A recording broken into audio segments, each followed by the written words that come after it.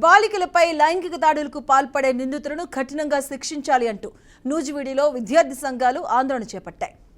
Progressive students federation of India ఆధ్వర్యంలో నూజివీడు పట్టణంలో rally నిర్వహించారు. రాష్ట్రంలో జరుగుతున్న బాలికలపై లైంగిక దాడులను ఎన్డీఏ ప్రభుత్వం తక్షణమే అరికట్టాలని శివకుమార్ ఆవేదన వ్యక్తం చేశారు.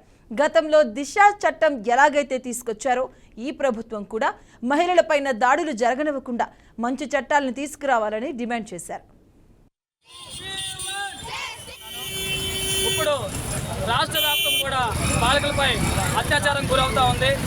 అదేవిధంగా గతంలో ప్రభుత్వం ఉన్నటువంటి వైసీపీ కానివ్వండి, అదేవిధంగా వాళ్ళు దిశ చట్టాన్ని ఎలా పెట్టారో ఈ యొక్క ప్రభుత్వం కూడా అలాగే పెద్ద చట్టం తీసుకొచ్చి బాలికలపై అత్యాచారాలని వెంటనే ఖండించాలి. ఒకవేళ ఖండించకపోతే మా పిఎస్ఎఫ్ఐ ఆధ్వర్యంలో పెద్ద ఎత్తున నిరాశలు తెలియజేస్తామని హెచ్చరిస్తా ఉన్నాం.